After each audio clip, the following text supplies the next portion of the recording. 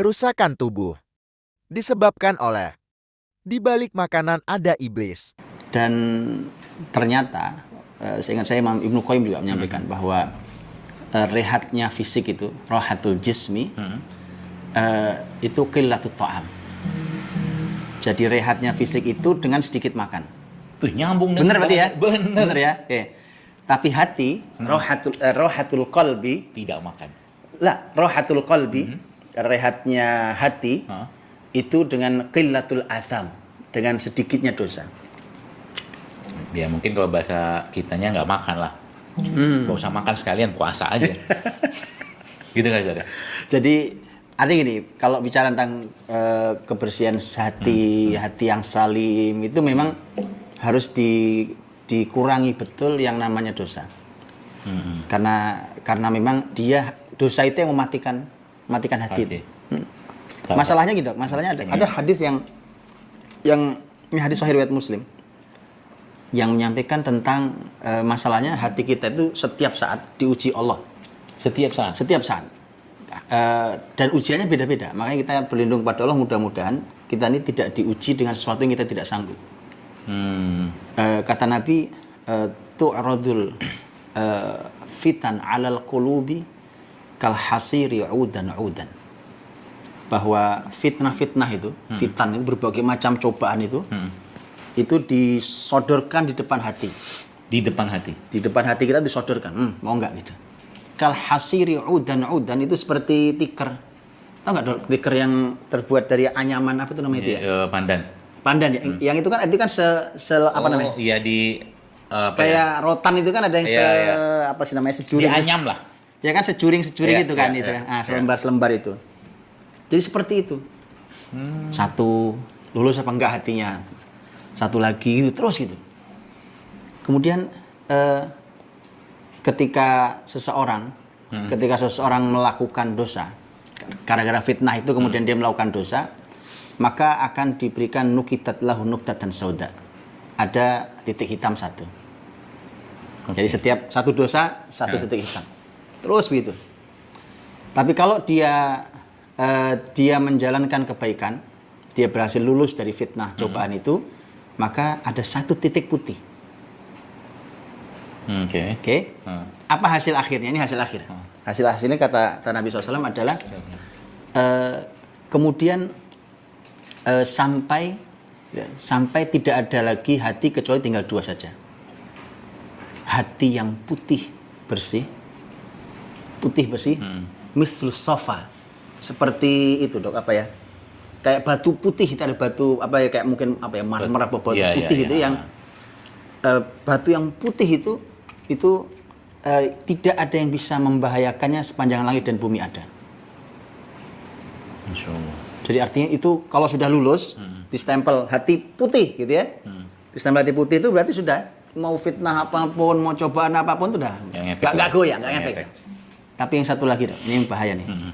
Orang yang terus hitam, fitnah ini nggak lulus, cobaan ini nggak lulus, cobaan ini nggak lulus, terus sebagai cobaan nggak lulus, dengan diuji sabar nggak lulus, diuji syukur nggak lulus, diuji tentang irinya, dia irinya luar biasa, diuji tentang apa nggak, jadi setiap hitam, yang terjadi adalah maka hati menjadi sangat hitam, kelam, kalkuzi mujakhiyah, seperti yang batu yang hitam, kelam. Sudah itu mujakhiyah itu artinya kebalik, Dok. Jadi sudah hitam dia kebalik. Kebalik lagi. Nah, efek dalam kehidupan nyatanya itu kan hati itu.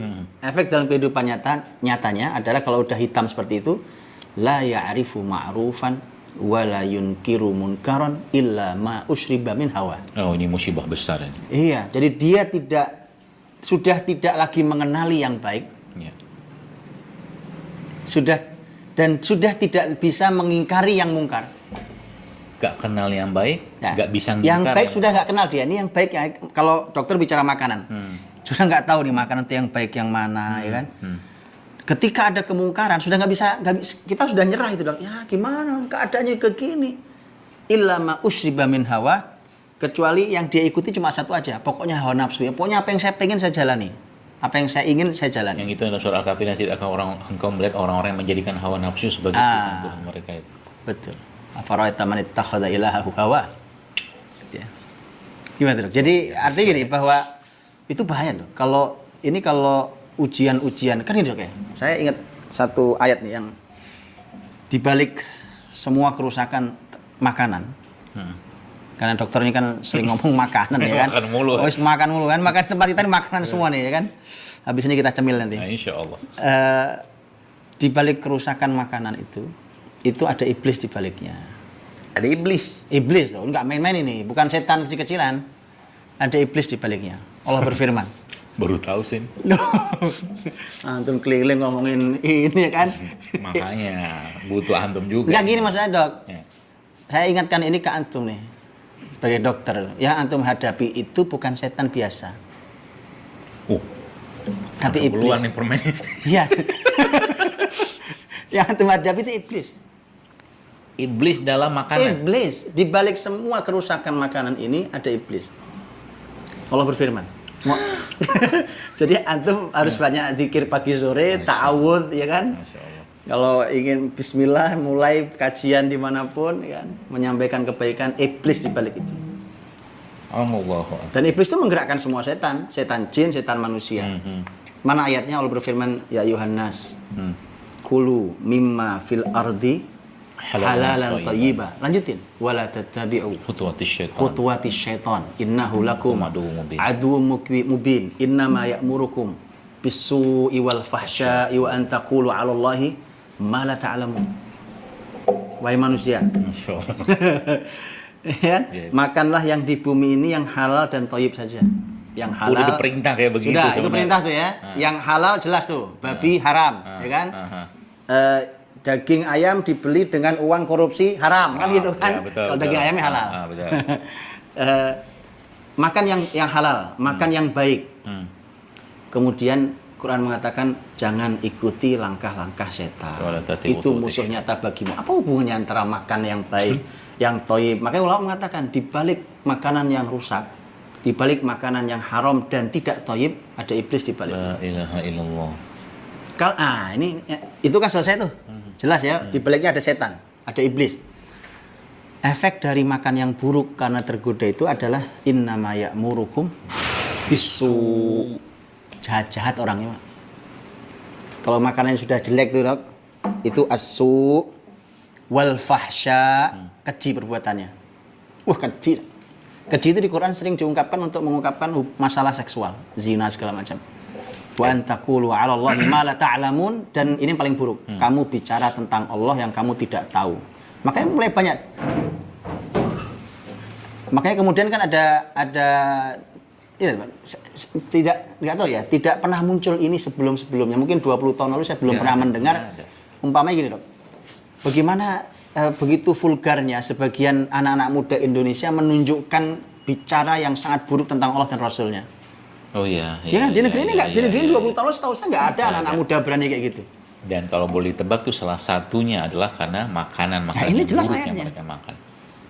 Jadi sekarang kalau ada orang udah jelas-jelas gitu makan tuh nggak toyib, nggak sehat, masih dimakan juga, itu namanya apa itu? Lah, orang kayak begitu kategorinya apa? Saya dulu pernah ngomong, saya bilang ini orang dolim, saya bilang. Dolim lah, maksudnya dia menzolimi dirinya, udah ngerti nggak sehat tuh makanan. Oke lah sekali-sekali, tapi tiap hari dimakan. Menurut saya sih zolim, nggak tahu. Menurut saya seperti apa? Masuk nggak ke kategori zolim? Zolimul li nafsih nih ya, menzolimi diri sendiri. Kalau dia suguhkan ke orang lain menjadi bayangkan kalau apalagi kalau kezaliman itu dipabrikasi, Dok. Sampai saya bilang, ada seorang teman saya, dia pengusaha kuliner, saya bilang, cobalah, saya bilang, antum pernah kepikiran nggak? Antum bikin restoran lah ya. Antum pernah kepikiran nggak bikin restoran kayak begini? Berapa banyak orang sakit gara-gara makanan antum ini? Diem dia, Ustaz. Antum bikin makanan yang bikin sakit orang. Dia ketawa-tawa aja. Terus kalau saya begitu dosa nggak? Dosa, kalau itu udah tahu, saya bilang. Kabar terakhirnya, dia mau hijrah. Mau jualan makanan saya, mau jualan kurma. Bagus ya. Enggak betul. Bikin kuliner sehat. Kenapa enggak ya? Bisa lah, restoran Yuswini.